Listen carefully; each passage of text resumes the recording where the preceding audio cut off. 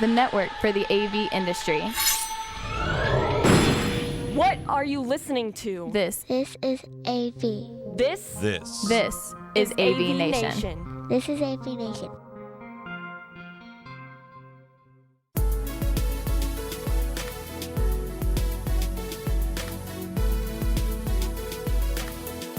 This is Tim Albright with AVNation, previewing the Almo E4 Experience. With me is my buddy Megan Detta from Rave. Welcome, ma'am. Hi, so excited to talk about E4. Yep. And from, I was going to say from Houston, but you're no longer in Houston. You're in Tampa. Right. Alesia Henley, the Smooth Factor. Welcome, ma'am. Thanks, Tim. Thanks for having me. Excited to see y'all here in a few short weeks. Well, and here's the thing. The reason that we're having Alesia on is because she's actually going back to Texas to hang out with us in Dallas. Again, E4 is the 30th of November in Dallas. You can register at the e4experience.com. However, what the three of us will be doing a hybrid model here. We'll be bringing people into the experience virtually and in person. Megan, explain to folks kind of what this looks like and what we mean by hybrid. Sure. First of all, if you want to know more information about the virtual part of the hybrid event, go to e4evolution.com. So what we mean by this is it's not going to be you're just looking at somebody that's on the stage and the camera's pointing at them. You're going to be actually hearing me and Tim giving color commentary. You're going to be voting on where we're going to go. Alicia's going to be doing person on the street interviews. You're going to be telling us who you want to see more of, what questions we should ask the presenters, where we should go and explore more, what you want to see more of. It's going to be really exciting, and I'm so happy that I'm doing it with the two of you. Well, and the one thing is, so we also talked with Melody Craig Mile from Almo. Alesia, talk for a second about bringing that person on the street experience into the live environment, into the virtual environment. That way, folks that are watching this and experiencing this remotely can actually kind of feel like they're there and live vicariously through you and through the folks that you're bringing into the environment. Yeah, I thought it was an amazing idea, especially for a hybrid event. So it's not just a bunch of static information or a camera pointing at a stage. Like Megan said, this really ups the engagement and takes it to another level. So I'm excited about it. You get to hear from people actually in person and get their experience and see what they're learning. E4 is always a great event, so I think it'll be a great time. Megan, one of the things that Almo has done successfully for years, and that is the CTS part. Let's not forget that, the classes and the education and the sessions that they're going to have.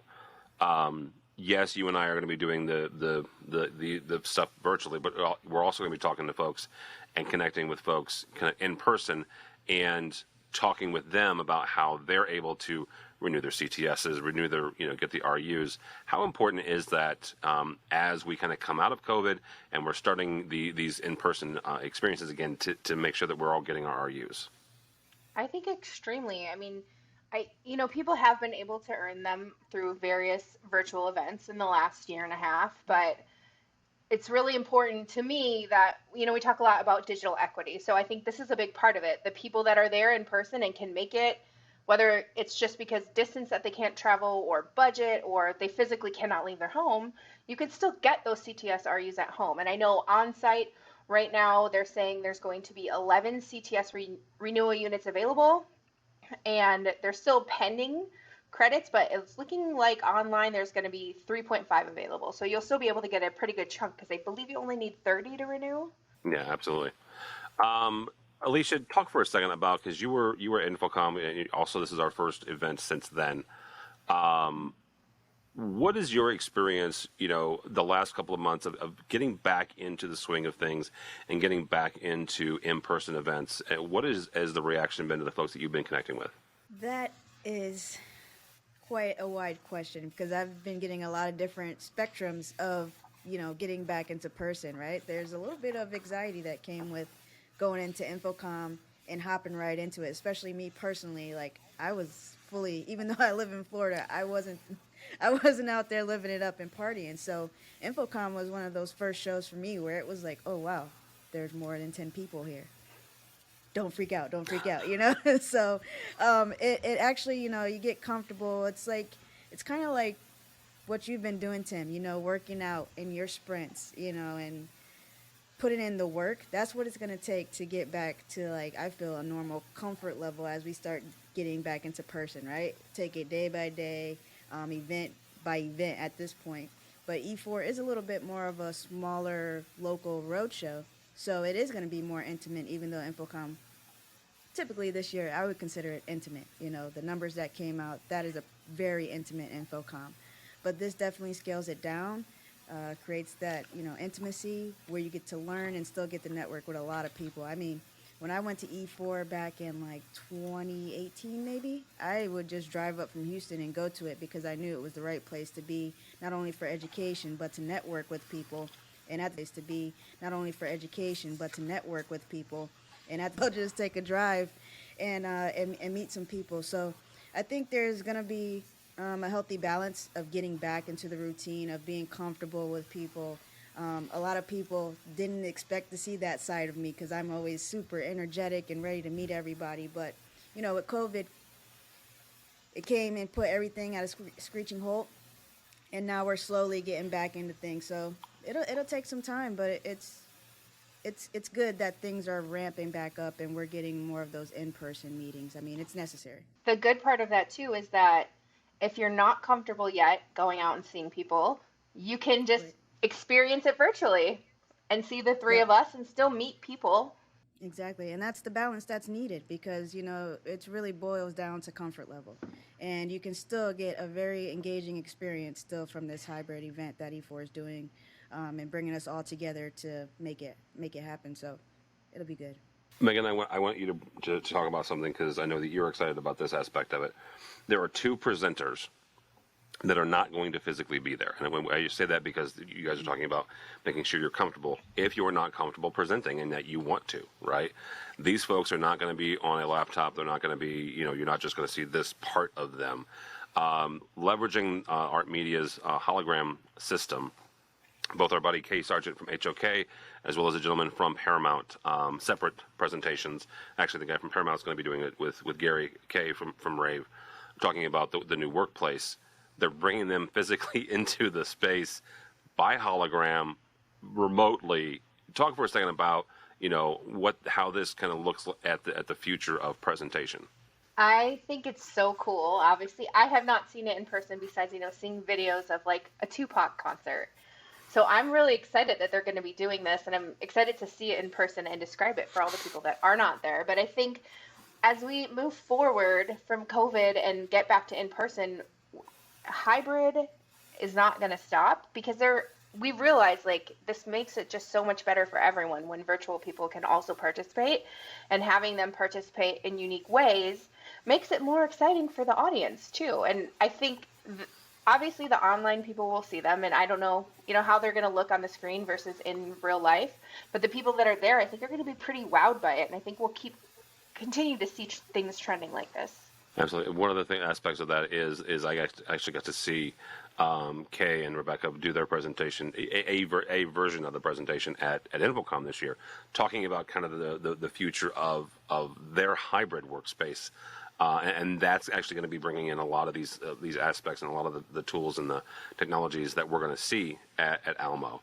Alesia, you've worked remotely for a number of years. Talk for a second about kind of as this we move back, some folks move back into the offices. I say this as I'm saying this, I'm recognizing that I'm talking to two people who do not work in the office. Tim Albright does, right? On occasion. I do go to the corporate office from time to time. You guys don't. So talk for a second about the importance of making sure that we leverage technology to keep everybody connected. I mean, it's more important now than ever, seeing that people have choices, right? Whether they want to go in 2 days a week, not go in at all, or live completely across the world at this point. Like, there's so many remote jobs. But how we communicate should be top of mind, and our technology helps us do that. So I think the attention should really be focused on how we seamlessly integrate all these technologies, because everybody has something that they're like, oh, this works. But how do we integrate all of these different platforms to make a seamless experience for internal teams? Because communication has to be at an all-time high no matter where you are, like I said, across the world, up the street, or just choosing to go into the office a few days a week. So when we talk about hybrid solutions, I think we should focus on how we integrate all these different platforms as much as we look at the individual platforms. I think you also need to consider the human experience part of it. Like, we have to be more conscious, people, not necessarily people from home, but people in the office. You know, you're so used to being in a meeting room together and having side conversations. And when you do that, not people online can't hear and they're left out of the experience. Like, you have to be really conscious of making sure that everybody is included. Yeah, absolutely.